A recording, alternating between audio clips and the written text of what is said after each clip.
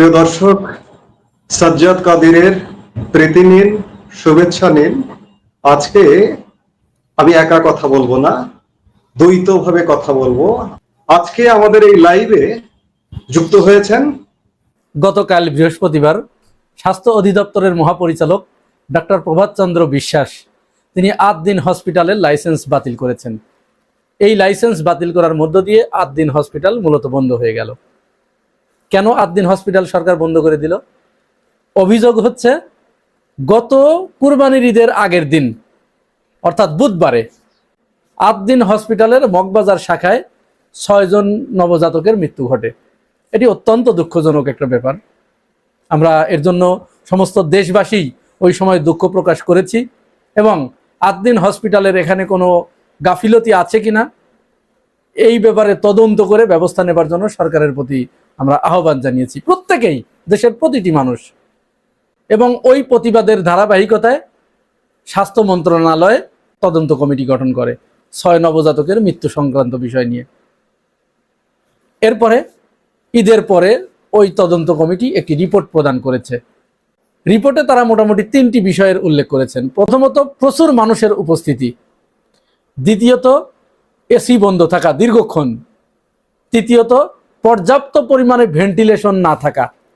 আর চতুর্থ পর্যায়ে আর একটা সম্পূরক সংযুক্তি তারা সেখানে এনেছেন, সেটি হচ্ছে এই যে এত মানুষের উপস্থিতি এবং ভেন্টিলেশন না থাকা এবং এসি বন্ধ থাকা, এইটার ফলে গরমে মানুষের নিঃশ্বাস থেকে যে কার্বন ডাই অক্সাইড বের হয়েছে, এই প্রচুর পরিমাণে কার্বন ডাই অক্সাইড সেখানে জমা হয়ে এই ৬ নবজাতকের মৃত্যু হয়েছে। এবং তারা সেখানে আরেকটি বিষয় বলেছে যে এইখানে হসপিটাল কর্তৃপক্ষেরও একটা অবহেলার প্রমাণ পাওয়া গেছে। এখন করণীয় কি? এখন করণীয় ছিল যে যার গাফিলতির কারণে এই ঘটনা ঘটেছে তার ব্যাপারে আইনগত ব্যবস্থা নেয়া, আরও কেউ কেউ যদি এর সাথে জড়িত থাকে সেই ব্যাপারে আইনগত ব্যবস্থা নেয়া। এরপরে ওই হসপিটালে কি কি সমস্যা আছে সেই সমস্যাগুলো দ্রুত চিহ্নিত করে অতি দ্রুত এইগুলোর ব্যবস্থা করা, আধুনিক সেবার মান নিশ্চিতকল্পে আরও কি কি ব্যবস্থা সেখানে গ্রহণ করা যায় এই বিষয়গুলো বলা, বাতলে দেয়া বা তাদেরকে বাধ্য করা।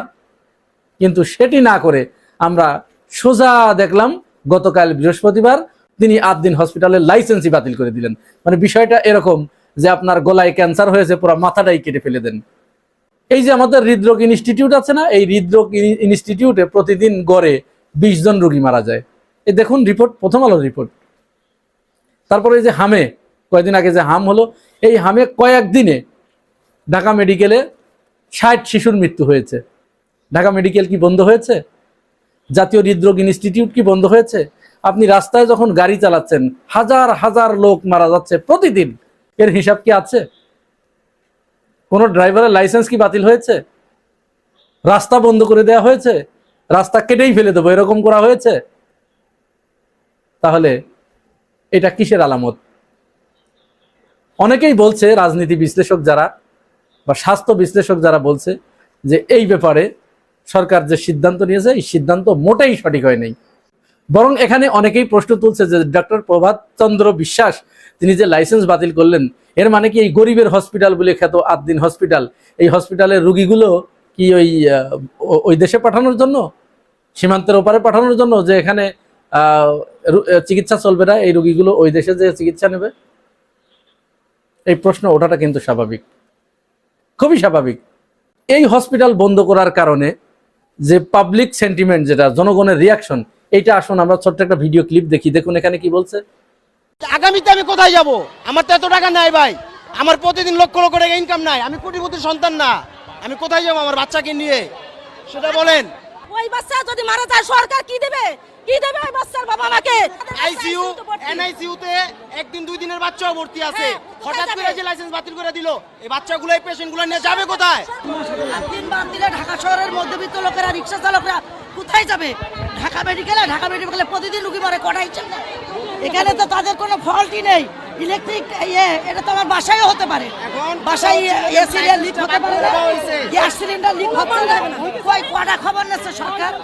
8 দিন নিয়ে পড়ে আছে। তাহলে আপনি এই যে হুট করে এই হসপিটালটা বন্ধ করলেন, এই হসপিটাল কিন্তু এটা শুধু একটা হসপিটাল নয়, ভালো করে খেয়াল রাখবেন, আদ্দিন হসপিটাল এটা কিন্তু শুধু একটা হসপিটাল নয়, এটা একটা মেডিকেল কলেজ। এইখানে 400 থেকে 500 জন স্টুডেন্ট আছে যারা মেডিকেলের বিষয়ে পড়ালেখা করছে। এখানে মেডিকেল কলেজ হসপিটাল এটা। তাহলে এই 400-500 জন ছাত্র যারা স্টুডেন্ট যারা ডাক্তারি পড়ছে এখানে, তাদের কি হবে? শুধু তাই নয়, এখানে নার্সিং কোর্স আছে আদ্দিন হসপিটালে, সারা দেশের আদ্দিন হসপিটালে নার্সিং কোর্স চালু করা আছে। এখানে হাজার হাজার মেয়েরা তারা নার্সিং পেশায় এখানে প্রশিক্ষণ নিয়ে তারা এই পেশা গ্রহণ করছে। এবং এখনো তো বাংলাদেশে প্রচন্ড নার্সের সংকট, তীব্র সংকট। বাংলাদেশে হাতে গোনা কয়েকটি প্রতিষ্ঠান এই সংকট সমাধানে এগিয়ে এসেছে, তার ভিতরে এই আদ্দিন হসপিটাল একটা। তাহলে সরকার এই হসপিটালটা কেন বন্ধ করে দিল? এই ব্যাপারেও আমাদের কাছে আরো কিছু তথ্য এসেছে। এই আদ্দিন হসপিটাল মূলত গরিবের হসপিটাল বলে পরিচিত। আমি এই হসপিটালে, আমার বোনের একটা সন্তান সেখানে হয়েছিল, আমি সেখানে গিয়েছি, আমি নিজে রক্ত দিয়েছি, সেখানে দেখেছি তাদের সেবার মান। এই যে ইসলামী ব্যাংক হসপিটালে, এই জাতীয় প্রতিষ্ঠানগুলোতে যে সেবার মান না, এখানে ঠিক ওই একই ধরনের সেবার মান। তারা অল্প টাকায়, যেখানে অন্য জায়গায় গেলে, অন্যান্য হসপিটালে গেলে যে ডেলিভারি কেস, যে সিজারিয়ান পদ্ধতিতে যে বাচ্চা প্রসব করা হয়, এখানে যেখানে 60-70 হাজার, 1 লাখ 1.5 লাখ টাকা খরচ হয়, আদ্দিন হসপিটালে মাত্র ওই সময়, এখন হয়তো একটু বাড়তে পারে, সেখানে মাত্র 20,000 টাকা লেগেছিল। মাত্র 20,000 টাকা। যারা ওই যে লক্ষ লক্ষ টাকা পকেট কেটে নেয়, এটা তাদের একটা কারসাজি। আপনাদের নবীন পাঞ্জাবির কথা মনে আছে? এই যে কয়েকদিন আগের ঘটনা, একই পাঞ্জাবি তার পাশের দোকানদার বিক্রি করছে 1300 টাকা, নবীন সেই পাঞ্জাবি 300 টাকায় বিক্রি করেও বলছে যে আমার এখানে 50 টাকা লাভ থাকে। আমার তো এত লাভের দরকার নেই, আমি বেশি সেল করব আর কম লাভ করব, আমার পুষিয়ে যাবে। এতে ওই মার্কেটের ব্যবসায়ীরা নবীন পাঞ্জাবিকে, নবীনের ওই ছেলেটাকে মারধর করে তার দোকান বন্ধ করে দিয়ে তাকে বিদেশ যেতে বাধ্য করলো সেই ছেলেটাকে। এটাই হচ্ছে বাংলাদেশ।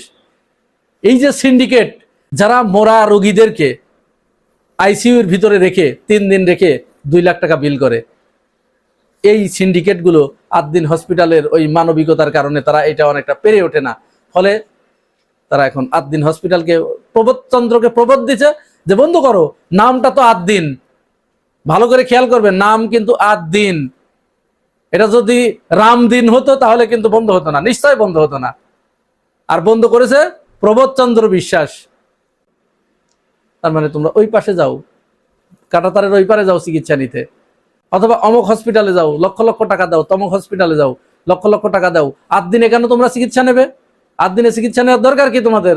ঠিক ইসলামী ব্যাংকটাকে যে কারণে দখল করার পাঁয়তারা করছে, একই কারণে তারা এই আদ্দিন হসপিটাল বন্ধ করার পাঁয়তারা শুরু করেছে। যদি আপনার উদ্দেশ্য এটাই থাকে যে আপনি ন্যায় নীতি ইনসাফ প্রতিষ্ঠা করবেন, সালাউদ্দিন আহমেদের ভাষায়, যে আমরা এই প্রতিষ্ঠানগুলোতে ন্যায় নীতি প্রতিষ্ঠা করব, তো ন্যায় নীতি প্রতিষ্ঠা করবেন, তাহলে জাতীয় হৃদরোগ ইনস্টিটিউট বন্ধ করে দেন। ওখানে তো প্রতিদিন গড়ে 20 জন রোগী মারা যায়। আদ্দিন হসপিটালে 6 জন মারা গেল, ওখানে 20 জন মারা যায়, বন্ধ করে দেন। ঢাকা মেডিকেলে 60 জন শিশু মারা গেল, বন্ধ করে দেন ওইটা। এগুলো স্রেফ রাজনৈতিক প্রতিহিংসা চরিতার্থ করা, এছাড়া অন্য কিছুই নয়। সরকারের কাছে আমরা জোর দাবি জানাচ্ছি, কোনো হসপিটাল বন্ধ করে দেয়া এটা কোনো সমাধান নয়। এই ঘটনার তদন্ত যেহেতু হয়েছে, তদন্ত প্রতিবেদনে যাকে দোষী সাব্যস্ত হিসেবে চিহ্নিত করা হয়েছে তার বিরুদ্ধে আইনানুগ ব্যবস্থা নেন। কোথায় কোথায় সমস্যা আছে, সমস্যাগুলো নতুন করে আইডেন্টিফাই করে ওইগুলো আশু সমাধানের ব্যবস্থা করুন। হসপিটাল বন্ধ করা কোনো মতো অবস্থায় এদেশের জনগণ মেনে নেবে না। কারণ এইখানে যে পয়সায় চিকিৎসা হয়, আপনি সেই পয়সায় ঢাকার ভিতরে অন্য কোনো হসপিটাল আপনি দিতে পারবেন না, সেবা দিতে পারবেন না। আর সবচেয়ে বড় কথা, বিএনপি এ যাবৎকালে কি কি প্রতিষ্ঠান তারা তৈরি করেছে, আপনি প্রতিষ্ঠান গড়তে পারবেন না, সৃষ্টি করতে পারবেন না, আপনি বন্ধ করার কে? আপনি বন্ধ করতে কেন যাবেন? একটা প্রতিষ্ঠান দাঁড়িয়েছে, সেখানে কোনো প্রবলেম থাকলে সেটা সমাধান করুন, তা না করে আপনি সেটা বন্ধ করে দিচ্ছেন। এটা কোন ধরনের মানসিকতা? প্রতিষ্ঠান জীবনে কোনোদিন একটা চালু করে দেখেছেন? আপনার দলের নেতা কর্মীদের যদি কোনো প্রতিষ্ঠান চালু করার ব্যাপারে বলা হয়, ওরা তো আগে লুটপাট করে খেয়েই অস্থির করে ফেলবে। প্রতিষ্ঠান যদি গড়তেন তাহলে আপনারা বুঝতেন যে আসলে প্রতিষ্ঠান গড়াটা কত কষ্টের। প্রিয় ভাই ও বোনেরা, এই পুরো বিষয়টাকে আপনারা কিভাবে দেখছেন জানাবেন মন্তব্যের ঘরে। আসসালামু আলাইকুম। বাজেট পাশ হয়ে গেল, তেমন কোনো আলোচনা নাই।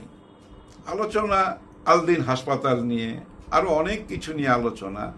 বাজেট নিয়ে আলোচনা নাই কেন জানেন? অরিজিনাল চাপটা তো আগেই খায় নিছে মানুষ, হ্যাঁ, হজম করে নিছে আগেই। কোনটা?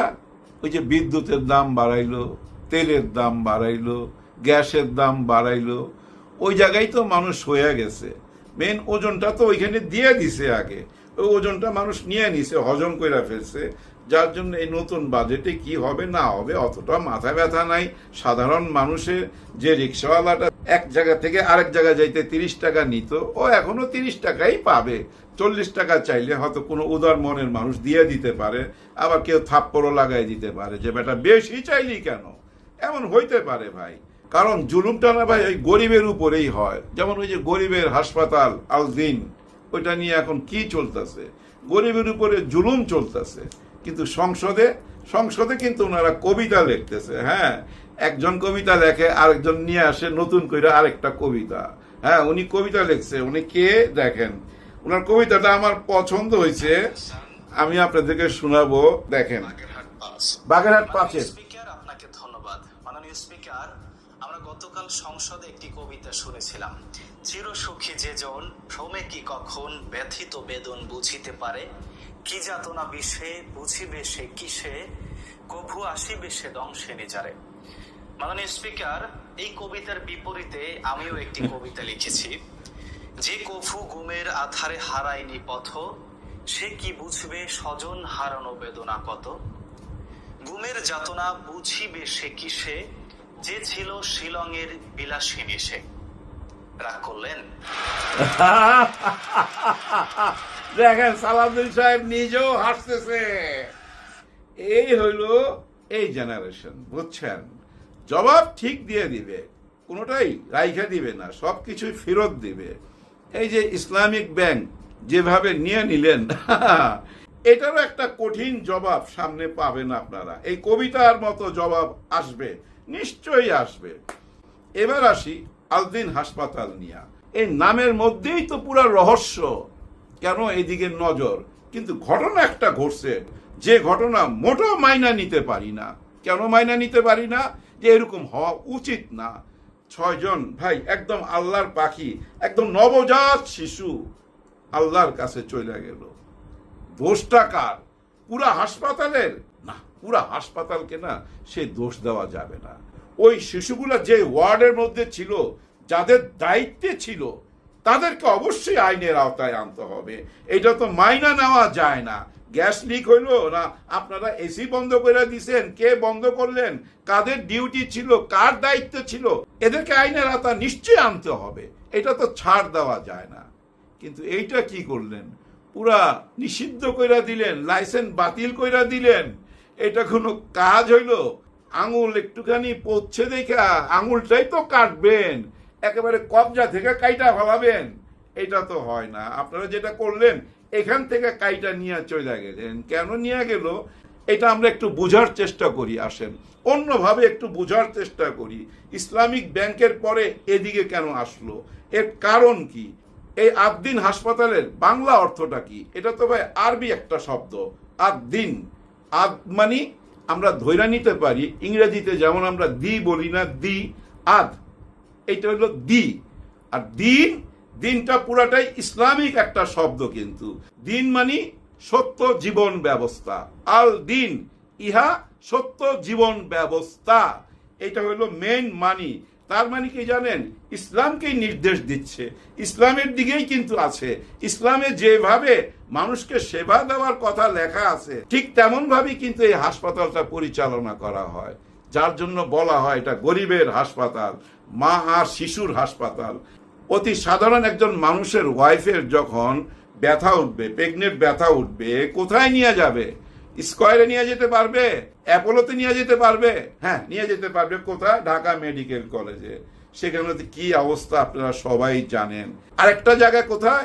এই আদ্দিন হাসপাতাল, এখানে আপনি নিয়ে যেতে পারেন।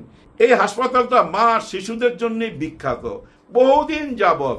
আমি তো দেখে আসতেছি বোধহয় 90 সাল থেকে। হ্যাঁ, একটা চিপা গলি দিয়ে ঢুকলেই ভাই ওই সাইড দিয়ে না বাইরে হওয়া যায়, বেলি রোডে যাওয়া যায়। এদিক দিয়ে বহুবার যাওয়া আসা করছি। এই হাসপাতালটা সম্বন্ধে আগে থেকেই আমি জানি। এখানে ভাই গরিব মানুষের চিকিৎসা বেশি হয়, তার মানে ধনী মানুষরা যায় না? যায় ভাই, যারা সচেতন মানুষ তারা যায়, কারণ সে বিশ্বাসটা এই হাসপাতাল অর্জন করতে পারছে। যে নামের উপরে হাসপাতাল সেটা সুনামও সে রাখতে পারছে, দিন শব্দটার ইজ্জত রাখতে পারছে। দেখেন এখানে 500টা বেড আছে, এর মধ্যে 200-র উপরে বেড আছে বিনা চিকিৎসায় চিকিৎসা দেওয়া হয়। আর যাদের কাছ থেকে টাকা নেওয়া হয় অন্য হাসপাতালের মতো না। অন্য জায়গায় একটা আইসিইউতে যদি আপনার 10 থেকে 12,000 টাকা লাগে, এখানে 3 থেকে 3,500 টাকায় সেই চিকিৎসাটা আপনি করাইতে পারবেন। শুধু ভাই মা শিশু না, সব রকম চিকিৎসা এখানে হয়। শুধু কি এটা একটা হাসপাতাল না, এটা একটা মেডিকেল কলেজও। আর এটা কি শুধু এই মগবাজার 2-তে একটাই শাখা না, এটা বাংলাদেশের আরো অনেক জায়গায় আছে। এই কাজটা কারা করতেছে, কারা এটার পিছনে টাকা লগ্নি করছে, ওই জায়গাটায় আসি। ওইখানে আসলে আপনারা বুঝতে পারবেন কেন এই ঘটনাগুলো ঘটতেছে। এটার পিছনে টাকা লগ্নি করে আকিস কোম্পানি, আকিস গ্রুপ থেকেই এটা পরিচালনা করা হয়। ওনাদের বহু প্রতিষ্ঠান আছে, ওনারা সব ভাইরা বোনরা ভাগাভাগি কইরা এগুলা পরিচালনা করে। যেমন আমাদের এই যে গত 18 বছরের যে সরকার ছিল, ইউনূস সরকার, ওইখানে যে বাণিজ্য মন্ত্রী ছিল, ওখানেও কিন্তু একজন উপদেষ্টা ছিল এই আকিস কোম্পানি থেকে। ওনাকে দিছিল কারা? জামাতে ইসলামের পক্ষ থেকে দিছিল। তখন আলোচনা শুনছেন না যে জামাতে ইসলামের পক্ষ থেকে, এই কথাটাই তো আমরা শুনছি। এখানে এইটুক থাক, আমরা আবার এদিকে আসি। এই হাসপাতালটা কে চালায়? ওনার নাম হলো মহিউদ্দিন, উনিও কিন্তু আকিস কোম্পানির। ওনারা ভাই ভাই। ওনাদের ব্যাকগ্রাউন্ডটা এবার দেখেন, ওনাদের কোনো ব্যাংকে ঋণ নাই, ওনারা ঋণ খেলাপি না, কোনো কারো টাকা পয়সা মারছে অতীতে এরকম কোনো রেকর্ড নাই। এই হাসপাতালটা করাই হয়েছিল ইসলামিক চিন্তাধারায়, যেন এখানে গরিব মানুষ, সাধারণ মানুষ তাদের চিকিৎসা সেবাটা নিতে পারে। এটা কিন্তু লাভজনক কোনো প্রতিষ্ঠান না। এখানে যা আয় হয় এখানে ইনভেস্ট করা হয়। এই হাসপাতালের সাথে 5 থেকে 600 মেডিকেল ছাত্রছাত্রী জড়িত। এখানে কিন্তু ভাই খাওয়া দাওয়ার মানও ভালো। এটার উপরে একটা মসজিদ আছে। এইটুক বললে আরো একটু পরিষ্কার হইতে পারবেন কেন আজকে এইসব কাণ্ড চলতেছে। এই মসজিদের ইমাম কে ছিল? এই মসজিদের ইমাম ছিল আমির হামজা সাহেব।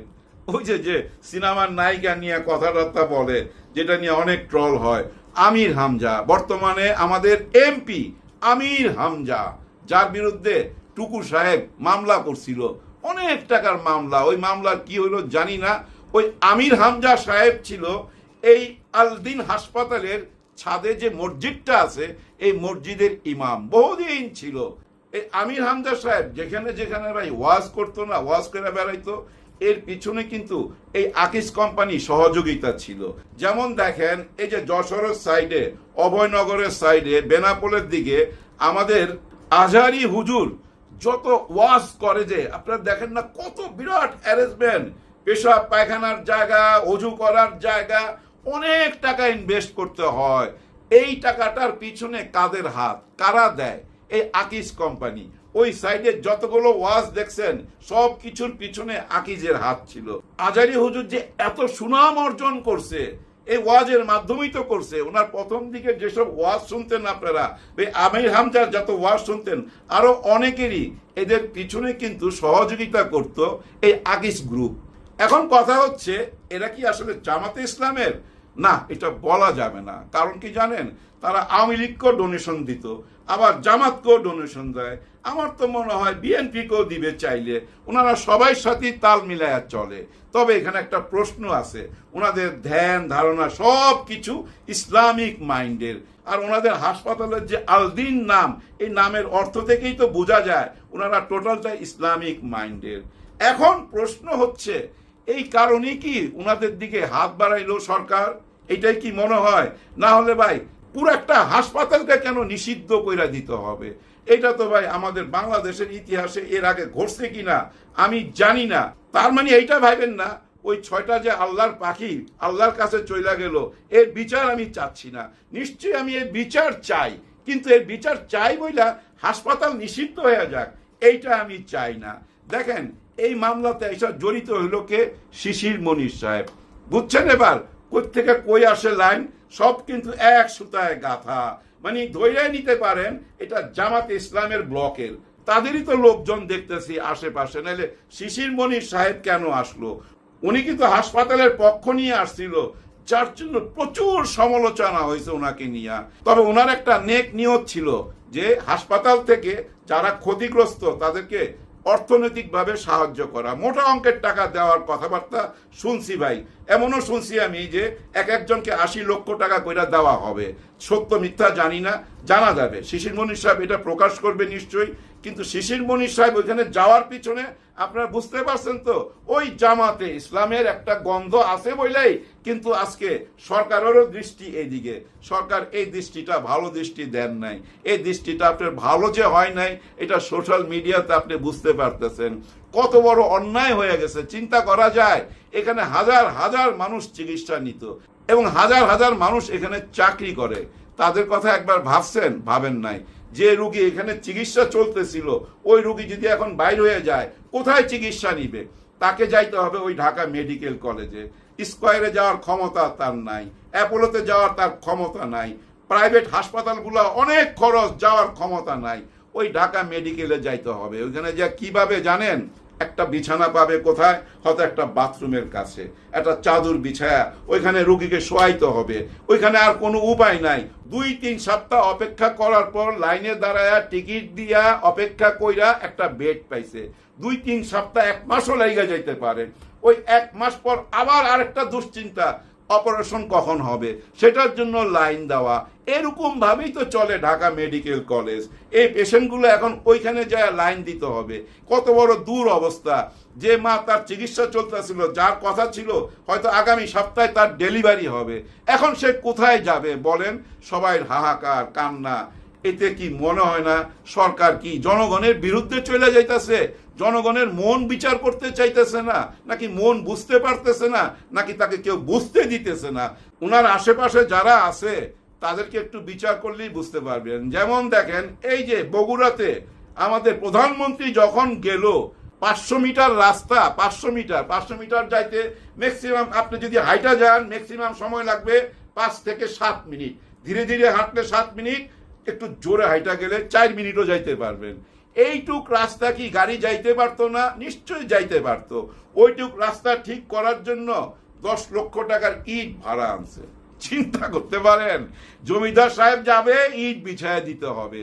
প্রধানমন্ত্রীকে তো আপনারা জমিদার বানায় ফেলাইলেন। আগের দিনে জমিদাররা যখন গ্রামগঞ্জে বাইরে হতো তখন রাস্তাঘাট ঠিক করা হইতো। এখানে তাই করা হয়েছে। আচ্ছা, ঠিক করছে, মানুষজন খুশি হয়েছে।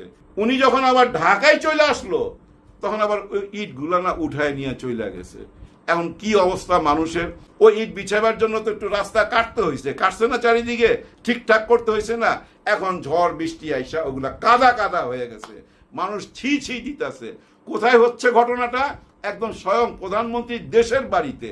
আর যে প্রতিমন্ত্রী এই কাজটা করছে উনিও কিন্তু আপনার সাথে ওই বগুড়ায় ছিল। ওনারা কেন জিজ্ঞাসা করেন না যে আমি চলে আসার পর যে ইটগুলা উঠাই নিয়ে চলে গেলা, এখন আমি মানুষের কাছে মুখ দেখামু কেমনে? মানুষ তো আমাকে খারাপ বলবে। ওনাকে জিজ্ঞাসা করা উচিত না? নিশ্চয় জিজ্ঞাসা করা উচিত। সবাইকে তো জবাবদিহির মধ্যে আনতে হবে। আজদিন হাসপাতালকেও জবাবদিহির মধ্যে আনতে পারতেন, জবাবদিহি করতে বাধ্য তো। কিন্তু লাইসেন্স বাতিল কইরা দিয়া যে বার্তাটা সবাইকে দিয়ে দিলেন, ওই একই বার্তা গেল কিন্তু ইসলামিক ব্যাংক যেমন, এই আলদিন হাসপাতালও তেমন। এরপরে কি ইবনে সিনা, এরকম একটা প্রশ্ন কিন্তু মানুষের মধ্যে দেখা দিছে যে সরকার কি এরপরে ইবনে সিনার দিকে হাত বাড়াবে? কারণ সরকারের একটা মোটিভ দেখা যাচ্ছে যে জামাত ইসলামের প্রতিষ্ঠানগুলোর দিকে ওনারা হাত বাড়াচ্ছে। জামাত ইসলামকে কি আপনারা অর্থনৈতিকভাবে পঙ্গু করতে চান? এটা তো ভাই একরকম পেটে লাথি মারার মতো। এখানে অনেকেই তো কাজ করে তার সংসারটা চালায়। এরা এখন কোথায় যাবে? এই আলদিন হাসপাতালের যারা কর্মচারী তারা এখন কোথায় যাবে?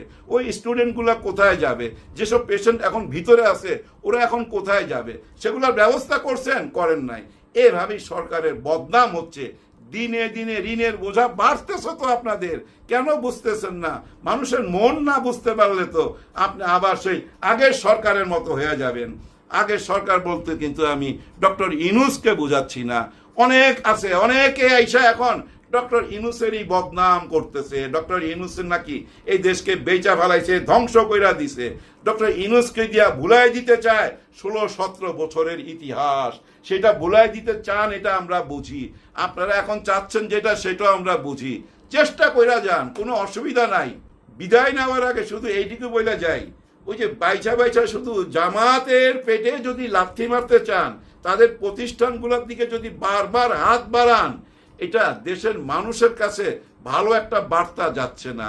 মানুষ কিন্তু এখন বুঝতে শিখে গেছে, মানুষ বুঝতে পারতেছে আপনারা ভয় পাইছেন জামাতে ইসলামকে, যার জন্য তাদের পঙ্গু করার জন্য এই কর্মকাণ্ডগুলা চালাইতেছেন। ভয় না পাইলে এটা করতেন না, নিশ্চয়ই আপনারা ভয় পাইছেন। ঠিক যেমনি শেখ হাসিনাও কিন্তু ভয় পাইছিল এই জামাত শিবিরকে, যার জন্য জামাতের ব্যাংক নিয়ে নিছিল, জামাতের অনেক প্রতিষ্ঠান বুঝছেন গায়েব করে দিছিল। তাতে কি হয়েছে? জামাত কি গায়েব হয়ে গেছে? নিশ্চয়ই না। ওই যে গুপ্ত গুপ্ত আমাদের প্রধানমন্ত্রী বলছে না, ওই গুপ্ত ভাবেই তো তারা রাজনীতি চালায় যাইতেছে। ৭১ না, ৭১-এর আগের থেকেই তারা এই রাজনীতি করতেছে। তাদের একটা ভিশন আছে, তাদের একটা বড় স্বপ্ন আছে। সেই স্বপ্নটা কি? ইসলামিক আদর্শ মাইনা, ইসলামিক মূল্যবোধকে ঠিক রাখা এই দেশটাকে পরিচালনা করা। আর সেটা মেন জিনিসটা কি? সেটা হলো দুর্নীতি মুক্ত একটি বাংলাদেশ গড়া। ওই দুর্নীতিটাই যদি দূর করতে পারেন আর কিচ্ছু লাগবে না। সবার জন্য সবাই দোয়া করবেন। আল্লাহ হাফেজ।